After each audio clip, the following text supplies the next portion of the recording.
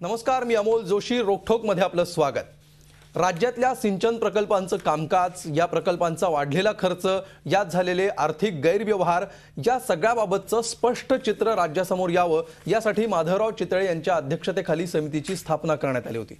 चितळेंसह 4 सदस्यांचा या समितीत समावेश होता.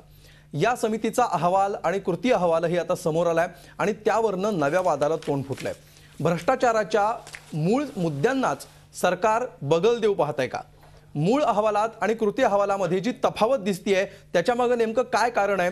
सरकार काही गोष्टी लपवू पाहत आहे का? आणि अधिकाऱ्यांना लटकवून या प्रकरणातून मंत्री सटकू पाहतायत, अशी सुद्धा टीका होते. या टीकेमध्ये तथ्य आहे का की खरोखर या अहवालामध्ये मंत्र्यांना सुद्धा दोषी ठरवण्यात आलेलं आहे, मात्र सरकार त्यांना पाठीशी घालतंय? यासारख्या प्रश्नांचा आपण वेध घेणार आहोत घोटाळ्याचं सिंचन या खास कार्यक्रमात.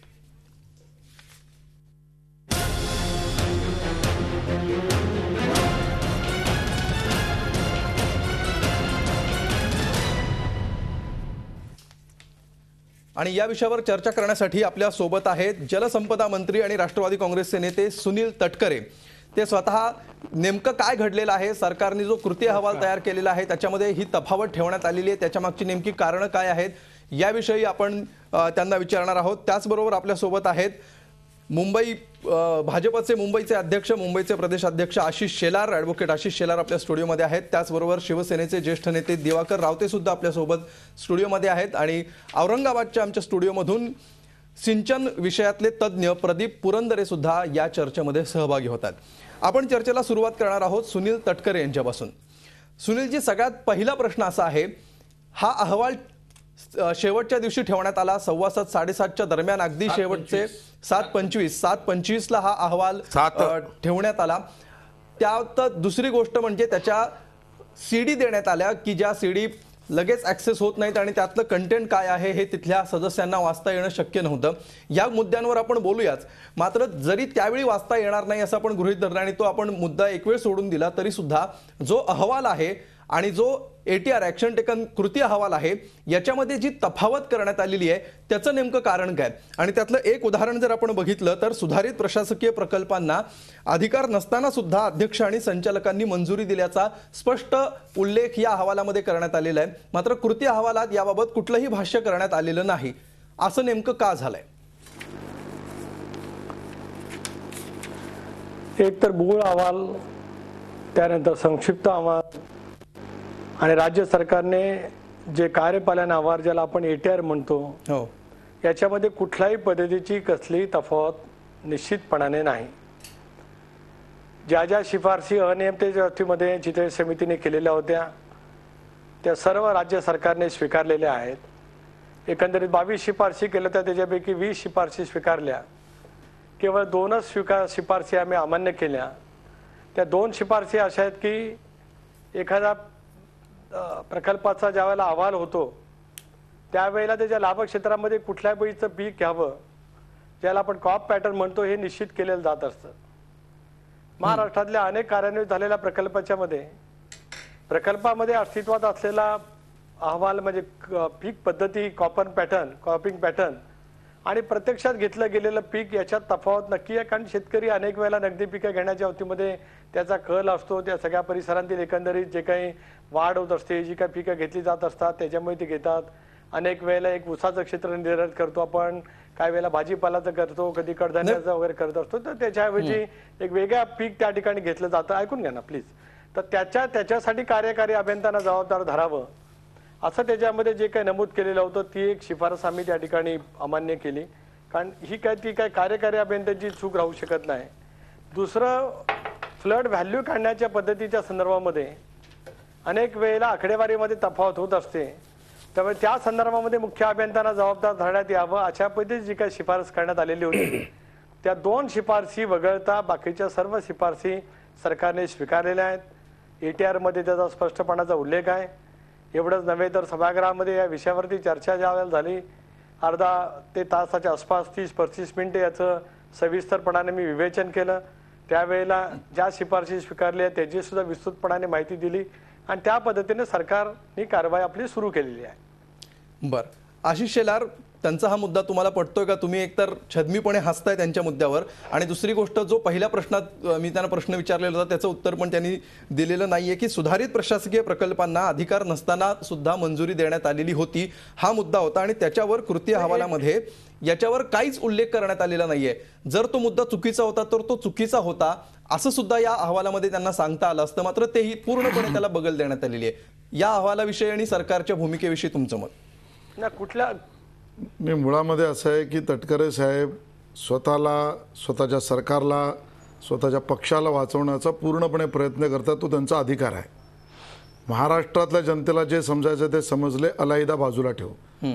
सरकार जर एवढं स्वच्छ, स्पष्ट आणि प्रामाणिक असतं तर त्यांनी हा अहवाल, कृती अहवाल आणि संपूर्ण अहवाल हा पहिल्या दिवशी सभागृहात मांडला असता. याचं कारण, नागपूरच्या अधिवेशनामध्ये आम्ही सभागृहात बोंबाबोंब करायला लावलं सरकारने, तेव्हापासून अहवाल मागतो आहोत.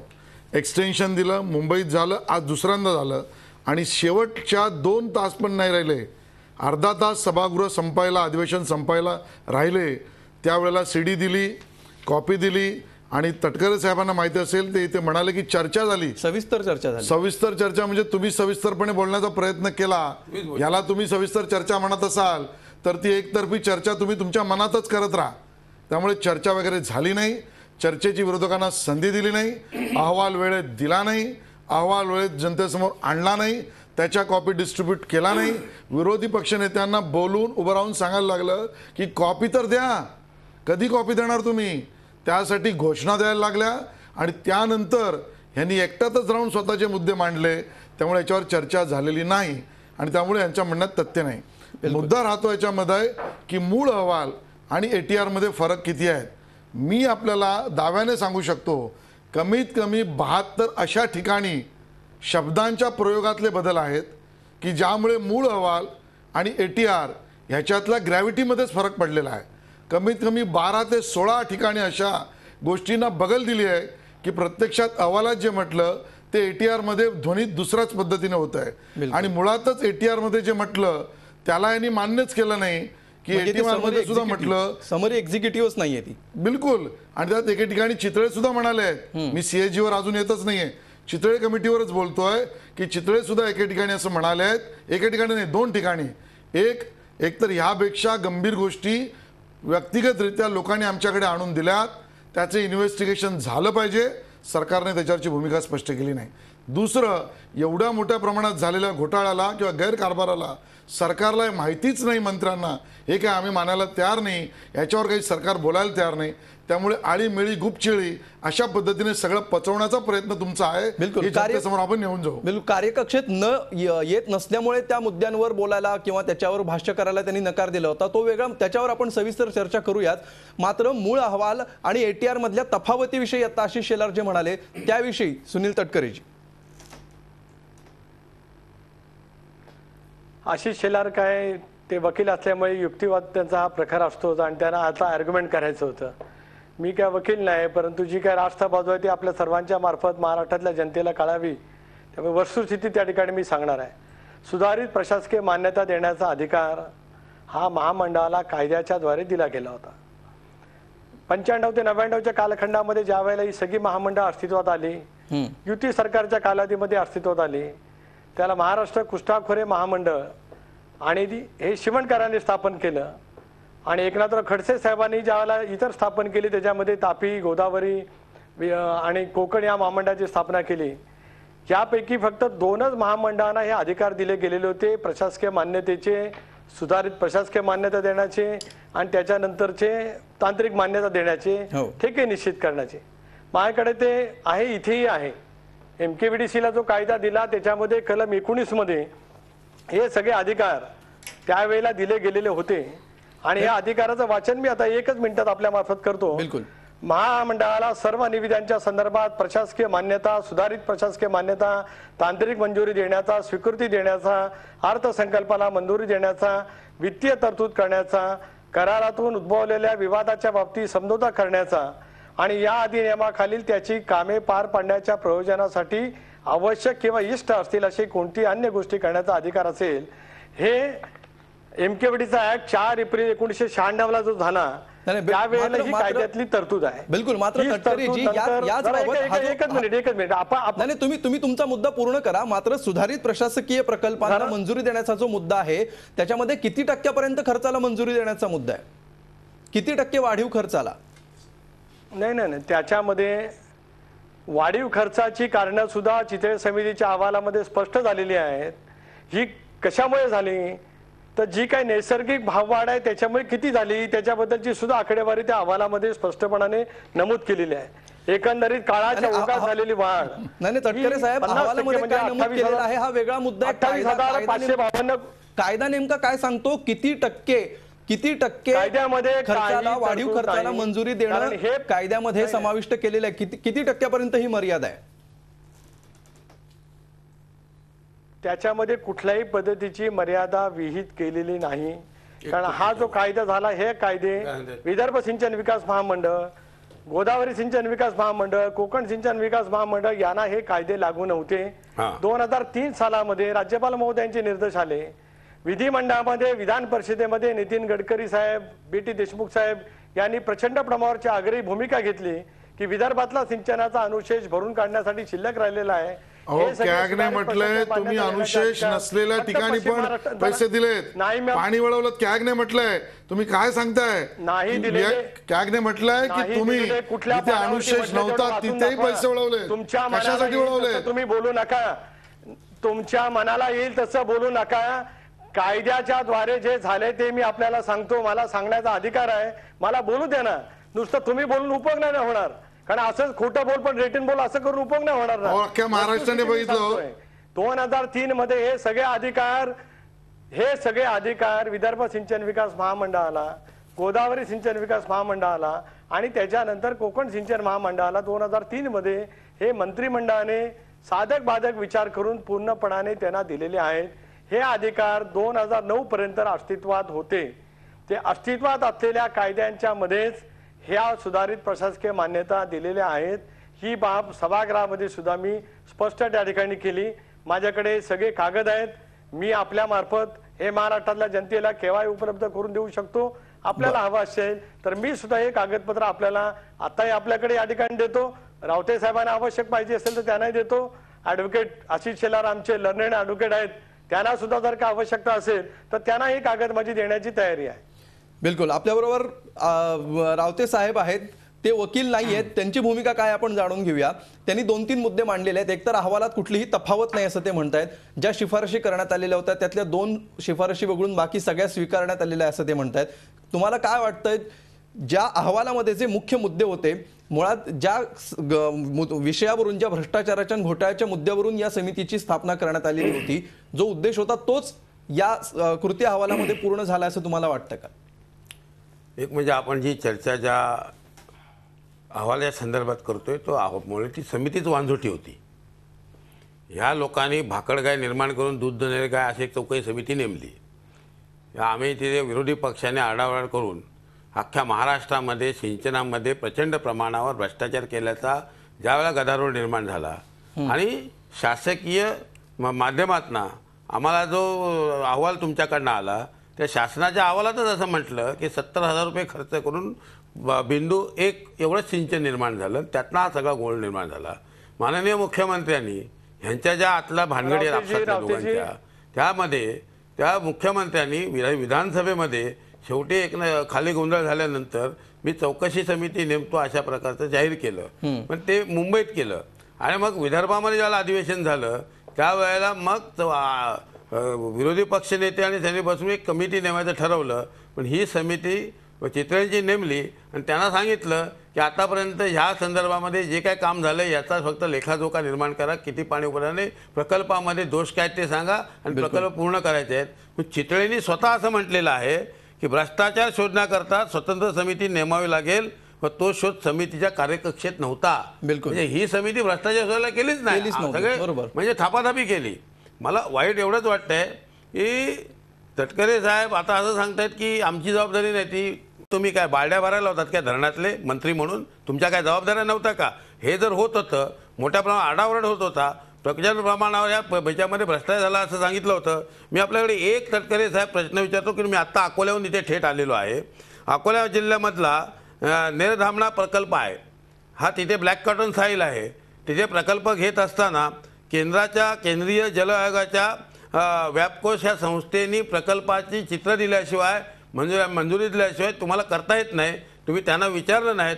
धरणाची आराखडे तुम्हीच बनवलेत, तुम्ही म्हणजे ठेकेदारांच बनवले. तुमच्याकडे एक मोठी स्पेशालिटी, आराखडे खातं नव्हतं बनवत, आराखडे ठेकेदार बनवायचा, तो आणायचा आणि ते आराखडेसही त्याला ठेका द्यायचा. एक नवीन प्रकल्प आपण संकल्पना इथे राबवलीत. त्याच्यानंतर त्या धरणाचं 1 वर्षात 70% काम केलं. 181 रुपये दिले गेले, 181 कोटी रुपये दिले गेले.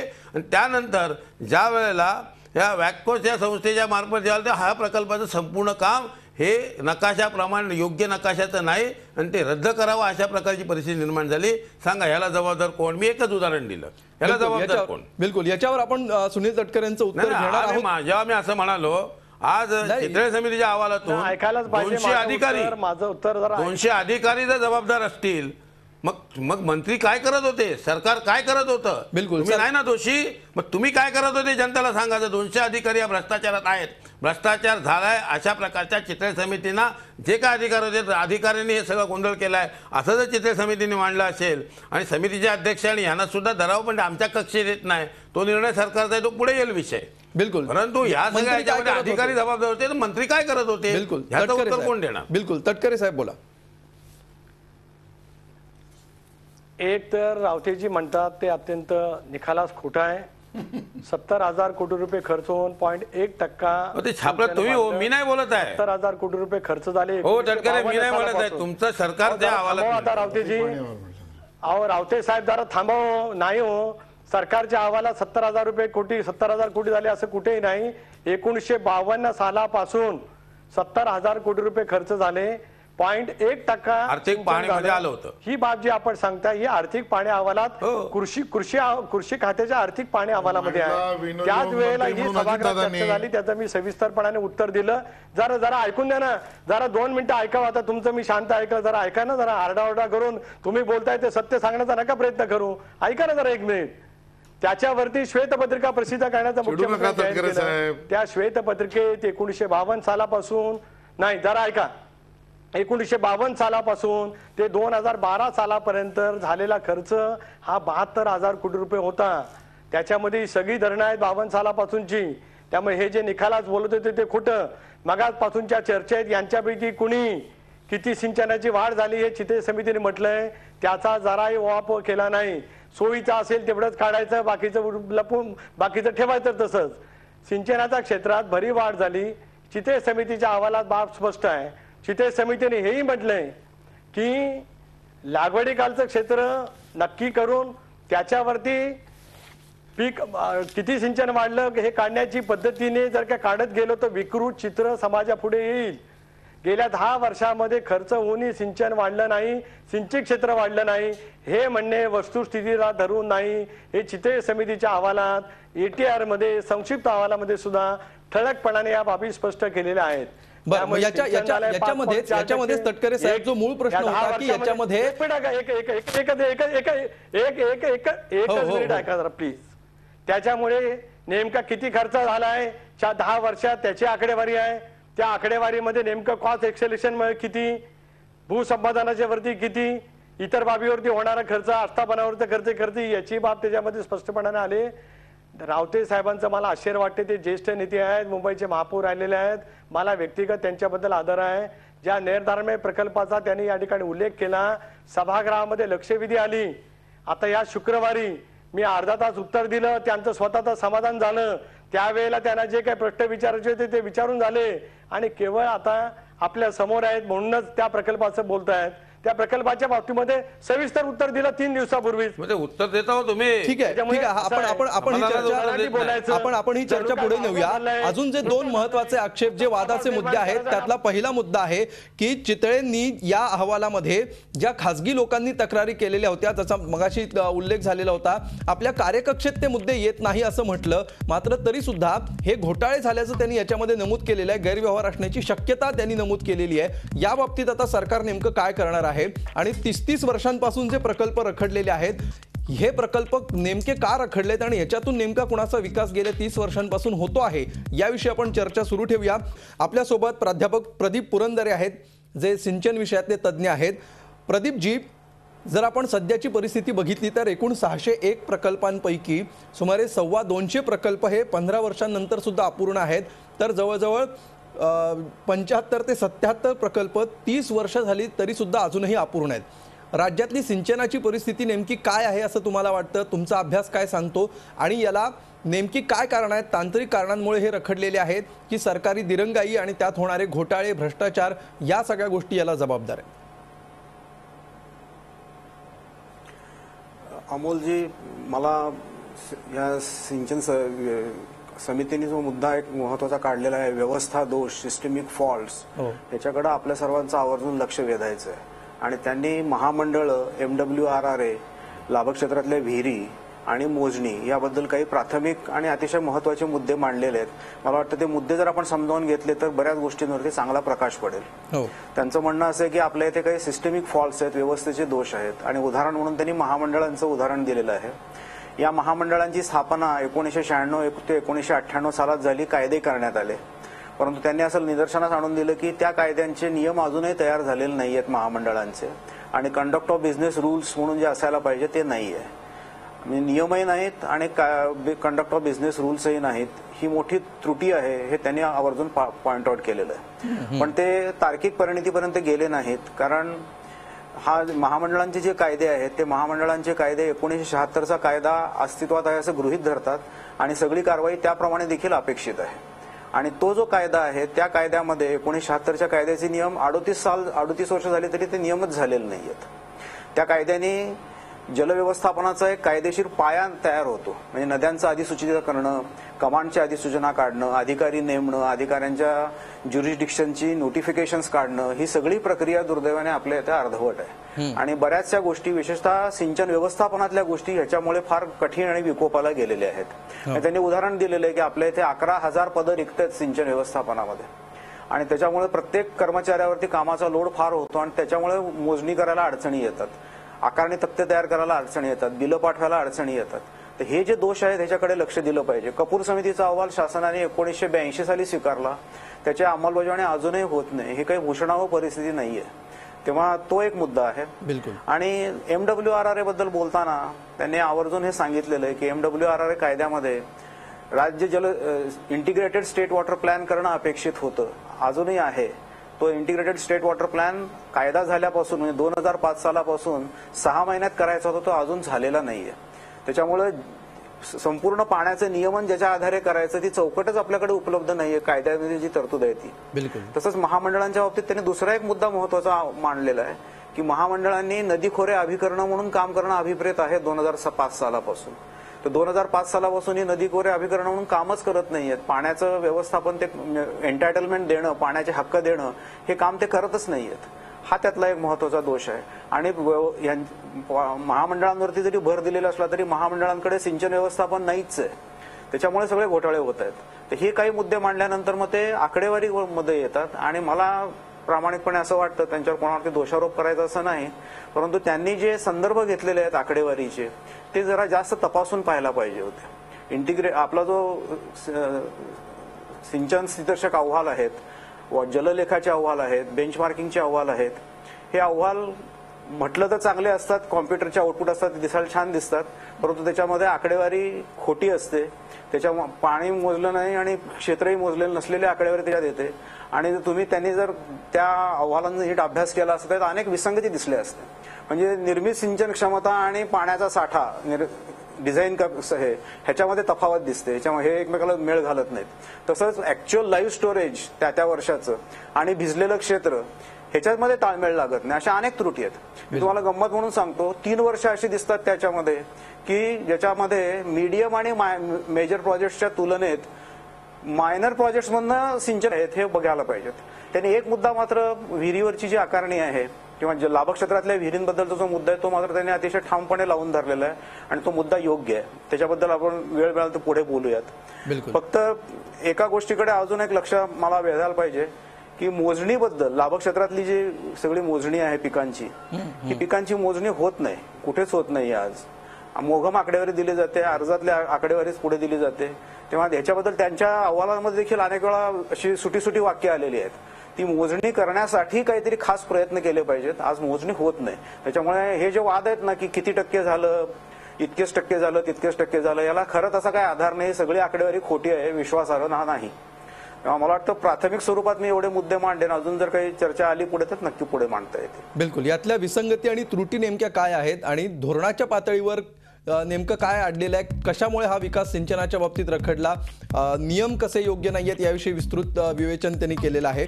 सुनील तटकरेजी, ब्रेकवर जाण्यापूर्वी प्रदीप पुरंदरेंनी जे मुद्दे मांडलेत त्याविषयी अगदी कमी वेळामध्ये तुम्हाला काय उत्तर द्यायचं, विशेषतः त्यांचं पीक मोजण्याची पद्धत असेल हा विषय होता. छोट्या प्रकल्पातून कमी सिंचन, जास्त सिंचन, मोठ्या प्रकल्पातून कमी सिंचनाचा मुद्दा होता.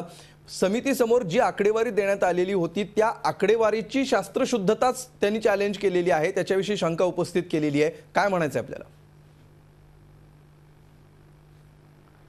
एक वस्तुस्थिती खरी आहे की 76चा पाटबंधारे कायदा की 2005 सालामध्ये आपण जो MWRRA कायदा केला त्या संदर्भातले अजून नियम झालेले नाहीत, ही वस्तुस्थिती खरी आहे. पण ज्या वेळेला एखादा कायदा होतो आणि त्याचे नियम बनत नाहीत तोपर्यंत कायद्यातल्या अस्तित्वात असलेल्या तरतुदी ह्या लागू असतात. त्यामुळे 76चा पाटबंधारे कायदा, या कायद्यामध्ये ज्या नमूद केलेल्या बाबी आहेत त्या कायद्यानुसारच आता कामकाज चालू आहे. 2005 सालामध्ये MWRRA आपण जी अथॉरिटी स्थापन केली त्यावेळेला जो काय कायदा केला, लॉ प्रिव्हेल्स, रूल्स फ्रेम नाही झाले तर लॉ प्रिव्हेल्स, त्याच्यामुळे त्याच्या अनुषंगाने कारभार हा नक्की सुरू आहे.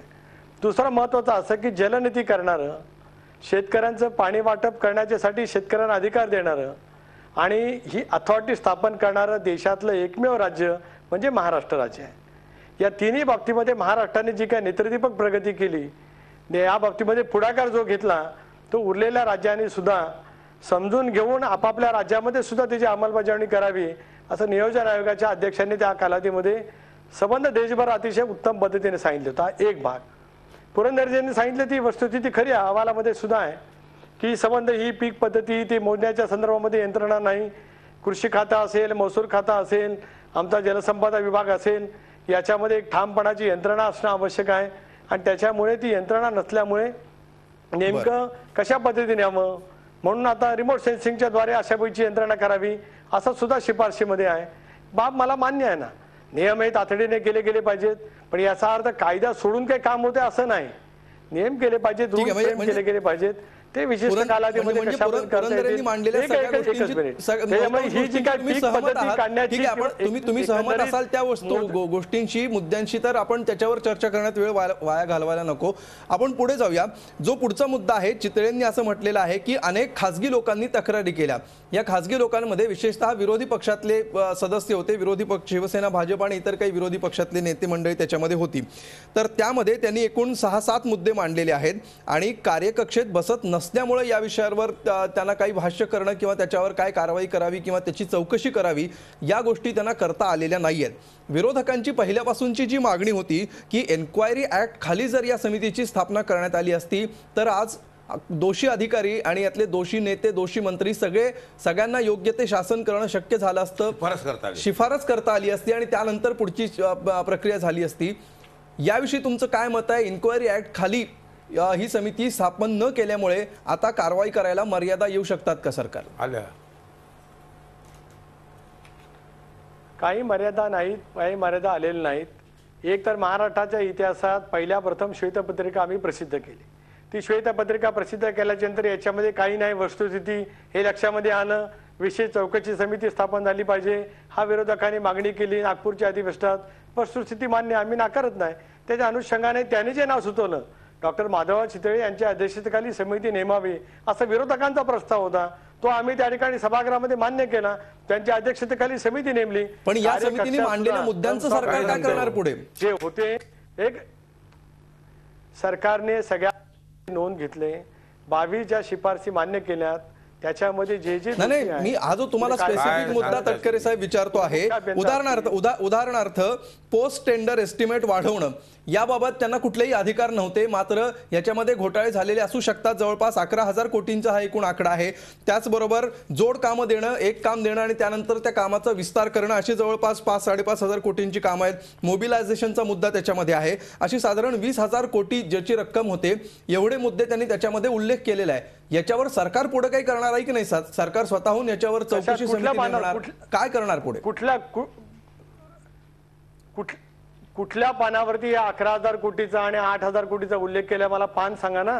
माझ्याकडे ते सगळं पुस्तक आहे दोन्ही, त्याच्यावर मला कळू दे ना. मी सांगतो तुम्हाला, त्याच्यामध्ये 11,000 आकडे जरी किमतीची 11,000 त्याच्यामध्ये 606 नंबरचं मला वाटतं, बरोबर ना? 606 नंबर पान ज्या आहे. वेळेला आपण चर्चा करतो, नाही असं नाही. नाही तटकरे साहेब, मी नाही. सांगतो ना. बिलकुल. आपण जे सांगताय ती सगळी पानं माझ्या समोर आहेत. मी नम्रपणे आपल्या मार्फत हे सांगू इच्छितो आहे की एकंदरीत जो खर्च वाढलेला आहे त्या खर्चाची विगतवारी माझ्या समोर आहे की दर सूचीतील बदलामुळे 3,445 कोटी रुपये वाढलेत. भूसंपादन व पुनर्वसनाच्यामुळे वाढ 4,105 कोटी रुपये आहे. ते वाईट नाही, नाही, बरोबर तो ते मुद्दे सोडून द्या. तटकरे साहेब, 606 नंबरच्या पानावरती व्याप्तीतील बदलामुळे 11,000 606 नंबरच्या पानावरती 11,477 कार्यकक्षेत कोटी रुपये बसत नसलेले म्हणजे मुद्दे जे त्यांनी मांडलेले आहेत आता त्याविषयीचा हा प्रश्न आहे. नाही, एक मी आपल्याला ते सांगतो ना. आता व्याप्तीतील बदल, साधंच उदाहरण घेऊन आपण व्याप्तीतील बदल कसे होतात. आता कालच आपण केंद्र सरकारचा एक कालचा धोरण काल आपण पाहिलं. नर्मदा सरोवराची उंची वाढवायला केंद्र सरकारने मान्यता दिली. हो, आता ही व्याप्तीतला बदल आहे, हा खर्च भांडार आता हा आवश्यक होता ना. नर्मदा धरणाची उंची वाढवण्यामुळे जलाशयातल्या पाण्याच्या साठ्यामध्ये प्रचंड प्रमाणावरती वाढ होईल असं जे गुजरात सरकारला वाटतं ते योग्य होतं ना. व्याप्तीतले बदल कशामुळे झाले? नाही, ते योग्य होतं हे कोण ठरवणार, हा तर महत्त्वाचा मुद्दा आहे. आशिषजी, कालव्यांच्या लांबीमध्ये वाढ झाली. एकच मिनिट मला बोलू द्या ना. उपसा सिंचन योजना काही ठिकाणी घेतल्या गेल्या, काही ठिकाणी बॅरेजेस बांधले गेले. व्याप्तीतील बदल झाले म्हणजे सगळ्याचे सगळे पैसे काही काम न करता खर्च झालेत असं काही झालेत असं नाही. कुठल्याही साईड ठीक आहे, आपल्याकडे वेळ कमी आहे. आशिषजी, समितीने मुळामध्ये तटकरे साहेब वारंवार सांगतायत की महाराष्ट्र राज्य हे देशातलं असं राज्य आहे की त्याच्याकडनं धडा घेतला पाहिजे. तर तटकरे साहेब, माझा प्रश्न खूप सरळ सिंपल आहे की पूर्ण राज्यांमध्ये महाराष्ट्र राज्य एवढं महाग का की ज्याच्यात प्रति हेक्टर सिंचनासाठी 6 ते 7 लाख रुपये खर्च, बाकीच्या राज्यांमध्ये तो 1.5 ते 2.25 लाख रुपये खर्च. हे का झालं, हाच प्रश्नाचं उत्तर तुम्ही दिलं पाहिजे. दुसरी गोष्ट, एस्केलेशन म्हणजे किती एस्केलेशन? तुम्ही 6 ते 7 टेंडरची लाख सँटिटी रुपये कधी ठेवणार आहात की नाही? अहो, त्या टेंडरचं डिझाईन बदललं, टेंडर मधलं दिलेली कॉस्ट बदलली, टेंडर्स मध्ये ऍडिशनल वर्क तुम्ही दिलं, त्याचं अप्रुव्हल तुम्ही चुकीचं दिलं. टेंडरचं त्या डिझाईन कॉन्ट्रॅक्टरला मध्ये काम बदललं देताना जाऊ शकतं काय? तुम्ही जी प्रक्रिया केली ती चुकीची केली. टेंडरचं हे मी नाही म्हणत आहे. डिझाईन ऐका ना तटकरे साहेब, ऐका की तुमच्या विरोधात गेलं की असं चिडता कशाला? तुमचं ऐकलं आम्ही. आणि त्यामुळे त्या सगळ्यामध्ये झालेल्या अडचणी या सीएजीने पण दाखवल्यात आणि चितळेंनी पण दाखवल्यात. आणि पुन्हा एकदा असतोय मी फसवा युक्तिवाद असल्यामुळे असतोय. अहो, तुम्ही आम्हाला बोलायचं नाही का? तुम्ही स्वगत बोलणार का? तुम्ही सगळं पचवलं तसे आर्ग्युमेंट पचवणार का? मुद्दा पूर्ण करा. आता मुद्दा असा आहे की तुम्ही वारंवार सांगताय की दोषी लोक अधिकारी आहेत. आज या राज्याने जस्टिस PB सामंतांचा रिपोर्ट करप्शनवरचा ॲक्सेप्ट केला आणि त्यामध्ये सर्वात पहिली गोष्ट काय होती? Act of commission and act of omission both is a corruption. जर तुमचे अधिकारी करप्शन करत होते, ते जर चुकीचे वागत होते, ते प्रक्रियेने वागत नव्हते, त्याच्यावर तुमचा वचक नव्हता, ह्याचा अर्थ ॲक्ट ऑफ ओमिशन आहे. तुमचं त्याच्यावरचं वचक नाही, तुम्ही त्यांच्याकडे लक्ष दिलं नाही, ह्याचा अर्थ ॲक्ट ऑफ ओमिशन खाली तुम्ही करप्ट आहात. हे जस्टिस PB सामंतांच्या रिपोर्टप्रमाणे वाटतं. आणि त्यामुळे तुम्ही भ्रष्टाचारी नाहीत, अधिकारी आहेत हे म्हणणं म्हणजे स्वतःला बाजूला ठेवून सगळ्या गोष्टींवर पडदा टाकण्यासारखं आहे. बिलकुल. या अहवालातनं नेमका काय धडा घ्यायला पाहिजे आणि आजचा जो मुद्दा मांडलाय त्यावर नेमकी सरकारची काय भूमिका आहे हे आपण जाणून घेऊया. दिवाकर रावतेजी, या सगळ्या प्रकरणातून आता हा अहवाल आलेला आहे, यातनं नेमका काय धडा घ्यायला हवा असं तुम्हाला वाटतं? कारण ह्याच्यामध्ये अजूनही 2-3 मुद्दे मांडण्यात आलेले आहेत की अधिग्रहणाची प्रक्रिया पूर्ण होण्या अगोदरच निविदा काढल्या जातात, अशा निविदा काढल्या जाऊ नयेत अशी शिफारस या अहवालामध्ये करण्यात आलेली आहे. ही शिफारस सरकार गांभीर्याने घेईल असं तुम्हाला वाटतंय का? टेंडरपेक्षा 10% अधिक खर्च वाढला तर फेरनिविदा काढल्या पाहिजेत असा एक नियम आहे. त्याचबरोबर पर्यावरण खात्याची मंजुरी घेण्या अगोदरच कंत्राटं दिली जातात आणि कंत्राटं मिळाल्यानंतर परवानगी मिळवण्याची जबाबदारी ही कंत्राटदारांवर दिली जाते. याविषयी तुम्हाला काय वाटतं? एक म्हणजे प्रदीप पुरंदरे साहेबांनी जे सांगितलं ते व्यवसायाला दोष सांगताना 11,000 पोस्ट रिकाम्या आहेत, त्यामुळे काय काय काय घडते त्याच्यामध्ये एक त्याने असं सरळ सांगितलं की बिलं पास होण्याकरता विलंब होतो. ते खरं नाही. फक्त बिलं मात्र तातडीने पास होत होती. अनेक ठिकाणी अजितदादांच्या शिर्केंच्या नंतर अजितदादांची सही आहे मंत्री म्हणून, असे अनेक प्रकल्पाच्या वाढीव खर्चाचे कागद प्रति उपलब्ध आहेत माहितीच्या अधिकारामध्ये. त्यामुळे यांचा संबंध मंत्र्यांचा संबंध नाही असं म्हणता येणार नाही. हा एक भाग आहे. नंतर पर्यावरणाची परवानगी नाही, प्रकल्प अधिकाऱ्यांची परवानगी नाही, ठेकेदारांनी काय ते डिझाईन वगैरे असं आणायचं, तेच मंजूर करायचं आणि मग एखादी जमिनीचे अधिकरण नसल्यामुळे एकाला कोर्टात पाठवायचं, स्थगिती आणायची, मग ती स्थगिती त्याचा जवळ उठायचं, तोपर्यंत 5 पट एस्केलेशन झालेलं असते. असं करत करत करत मूळ प्रकल्प 10 कोटीचा असेल तर तो 150-200 कोटीवर कसा जातो त्याचे नियोजन करायचं. पुन्हा नवीन निविदा काढणं नाही, पुन्हा त्याचं काही काढणं नाही. अशा प्रकारे प्रचंड प्रमाणात जो घोळ झालेला आहे तो घोळ नोंदलेला आहे चित्रे समितीने. प्रश्न असा आहे की मी तुम्हाला शेवट सांगतो, आता तुमचा वेळ संपत आलाय म्हणून आम्हाला एक नक्की ह्या सरकारने धडा घालून दिलेला आहे. आदर्शमध्ये 1 ओळीचा ATR दिला आणि राहुल गांधी भडकल्याबरोबर दुसरा ATR आणला.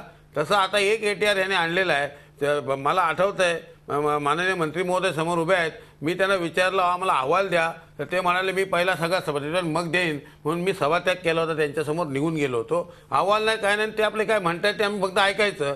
हे जे काय चाललं होतं सभागृहात 7:25 ते उभे राहिले, संपता अधिवेशन. ही तुमची पद्धत कोणती आहे मला कळली नाही. तिकडे हातात दिलीत. आम्ही एक गोष्ट मुद्दाम सांगतो की हा अहवाल आला होता ज्यावेळेला आला ऑगस्टमध्ये गेल्या, त्यावेळेला माननीय विरोधी पक्षनेते विनोद तावडे यांनी पत्र लिहून सांगितलं की आम्हाला एक खास अधिवेशन घ्या, अहवाल टेबल करा. तो केला नाही. नागपूरच्या अधिवेशनामध्ये सतत लावून धरलं, शेवटच्या दिवसापर्यंत अहवाल दिला आणि शेवटी ते काय सांगायचं सांगितलं अधिवेशन संपताना. आणि काल पुन्हा त्या अहवालासंदर्भात अधिवेशन संपताना हे ह्यांच्या जीवनातलं आणि ह्यांच्या सरकारचं हे शेवटचं अधिवेशन होतं, त्यावेळेला संपता काय ते द्यायचं म्हणून दिलंय. म्हणून पुढच्या वेळेला जे नवीन सरकार येईल आता त्या नागपूरमध्ये ते कोणाचं ते आमचंच असणार आहे याबद्दल आम्हाला मिळत नाही. पण जे नवीन सरकार येईल पुन्हा नवीन ATR काढता येणार आहे.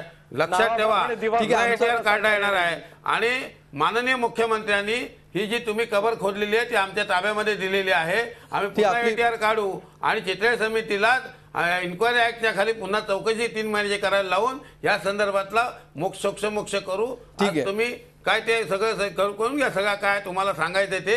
पण यामध्ये घोटाळा झालाय हे चित्रे समितीने म्हटलेलं आहे. फक्त आमचे अधिकार कक्षेत येत नाही. ठीक आहे, तुम्ही दुसरा नवीन सरकार आल्यानंतर दुसरा ATR आम्ही काढू असं ते म्हणतात. अगदी आपली वेळ संपलेली आहे. अगदी काही सेकंद आहेत शेवटचे. तटकरे साहेब. दिवाकर अवधे दिवा स्वप्न बघताय त्यांना ती बघू द्या. एक नक्की आहे, तुम्ही जे प्रश्न मूलभूत विचारले त्या सगळ्या शिफारशी सरकारने अगोदरच स्वीकारलेल्या आहेत. जमिनीचं अधिग्रहण झाल्याशिवाय निविदा काढू नये, संविधानिक बाबीची पूर्तता झाल्याशिवाय या संदर्भातली कारवाई करू नये, या शिफारशी आम्ही अगोदर केल्या. चित्रे समितीच्या अहवालामध्ये गेल्या 3 वर्षात सरकारने सकारात्मक पावलं उचलत काही सुधारणा केल्या, त्याचा विशेष उल्लेख त्यांनी त्या ठिकाणी केलेला आहे. कलम 38चा वापर करू नये म्हणूनच विधानसभेमध्ये मी उठून त्या ठिकाणी बोललो. जरा एकच मिनिट. त्यामुळे त्या स्वीकारणा केल्यात. या 42 त्यांनी ज्या सुधारणा दिल्यात या तत्वता सरकारने मान्य केल्यात. बिलकुल हे तुम्ही सुरुवातीला सुद्धा मुद्दा मांडलेला आहे. अगदी आशिष मला असं वाटतं की या सगळ्या अहवालात ना सरकार स्वतःला वाचवू पाहते. याचं कारण असं आहे की चितळे साहेबांना दिलेला कार्यपद्धतीमध्ये कमिशन ऑफ एन्क्वायरीज ऍक्ट खाली ही इन्क्वायरी नव्हती. नंबर 1. ह्या सरकारने जी कामं केली त्यामध्ये चितळे समितीने म्हटलंय की मंत्री महोदयांना माहिती नसेल हे आम्ही मानायला तयार नाही. नंबर 2. नंबर 3. चितळे साहेब स्पष्टपणे म्हणालेत की systematic faults and individual faults या दोन्हीमध्ये सरकारने लक्ष घातलं पाहिजे, ते सरकारने घातलं नाही. नंबर 3. आणि सर्वात महत्त्वाचा मुद्दा म्हणजे कुठलाही ठेका देणं म्हणजे लॉ ऑफ कॉन्ट्रॅक्ट हा केंद्राचा कायदा आहे त्याखाली दिला जातो. त्या लॉ ऑफ कॉन्ट्रॅक्टचा या सरकारने भंग केलाय आणि हे 4ही मुद्दे हे सरकारला दोषी ठरवतात. यांनी किती वाचवायचा प्रयत्न केला तरी हे दोषीपणापासून सुटू शकत नाहीत. बिलकुल. प्राध्यापक प्रदीप पुरंदरे, तुम्ही मध्ये हात वर करत होता. काय नेमका मुद्दा मांडायचा आहे तुम्हाला? कार्यक्रमाची वेळ संपत आलेली आहे. अगदी शेवटच्या शब्दासाठी मी तुमच्याकडे येतो. मला फक्त शेवटची दोनच वाक्य बोलायची आहेत. मग तटकरे साहेबांनी एक चांगलं विधान केलं की नियम नसले तरी लॉ प्रिव्हेल्स. खरं आहे, या 76 सालच्या कायद्यामध्ये कलम 7 नुसार मुख्य अभियंत्यांना मुख्य नियंत्रक प्राधिकारी म्हणून काम करणं अपेक्षित आहे. 76 सालापासून एकाही मुख्य अभियंत्याने मुख्य नियंत्रक प्राधिकारी म्हणून काम केलं नाही. त्यांनी जर केलं असतं तर आज तटकरे साहेबांना प्रत्येक गोष्टीचं उत्तर द्यायची वेळ आली नसती. हा एक मुद्दा. आणि ते म्हणतात नियम नसताना लॉ प्रिव्हेल्स, पण हे MWRRA नियम नसताना नाही आहेत म्हणून जायकवाडीला पाणी देता येत नाही, अशी भूमिका त्यांनी घेतली होती. तेव्हा ही विसंगती आहे. बिलकुल. ज्यावेळी नियम येतात त्यावेळी ते सोयीनुसार कसे वापरले जातात याविषयी त्यांनी भाष्य केलेलं आहे. आपण बघतो आहोत की एक प्रकारे अधिकाऱ्यांना याच्यामध्ये अडकवून नेते सुटण्याचा प्रयत्न करतायत आणि त्याचबरोबर अनेक मुद्दे जे मुख्य घोटाळ्याचे होते, मुख्य भ्रष्टाचाराचे होते, ज्याच्यावरून सगळं रणकंदन माजलेलं होतं ते या समितीच्या कार्यकक्षेतच येत नव्हते. त्याच्यामुळे त्याविषयी कुठलंही भाष्य या समितीने केलेलं नाही. मात्र ते जे मुद्द्यांचा उल्लेख केलेला आहे त्याविषयी आता सरकार काय करणार, त्याविषयी एक पाऊल पुढे घेऊन स्वतः त्याच्याविषयी चौकशी करणार का आणि यातल्या अधिकाऱ्यांबरोबर नेत्यांवर नेमकी काय कारवाई होणार, विरोधक हा विषय इथून पुढे कसा लावून धरणार, या सगळ्याकडे आमचं लक्ष असणार आहे. तूर्त या चर्चेत सहभागी झाल्याबद्दल चारही मान्यवरांचे धन्यवाद. रोखठोकमध्ये आज आम्ही इथेच थांबतोय. ताज्या बातम्यांसाठी पाहत रहा झी24 तास. रहा एक पाऊल.